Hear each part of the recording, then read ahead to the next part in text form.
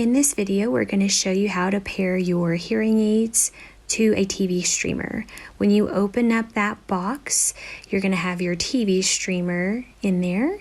You're also going to have a couple sets of cords, so your power cords, and then you'll have two sets of connecting cords. So you can use your optic cord, or you can use this analog jack cord.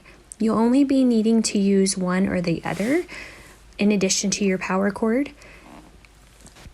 So to get started, you'll need to plug in the power source to your TV streamer, and you'll see this green light on there that lets you know that you're getting power. And you'll also go ahead and plug in either the optic cord or the analog cord. To get started, your hearing aids need to be in the off position. That's with your hearing aids in the charger or your battery doors open to your battery-based hearing aids. The first thing that we're going to do is going to hit this TV streaming button on the back side. You'll click it one time. An amber light will begin to blink, and that's letting you know it's in pairing mode. So now take your rechargeable hearing aids out of the charger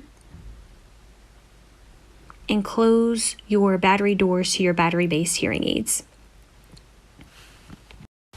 Once the hearing aids have paired, your amber light will go away, and now your hearing aids are connected to your TV streamer.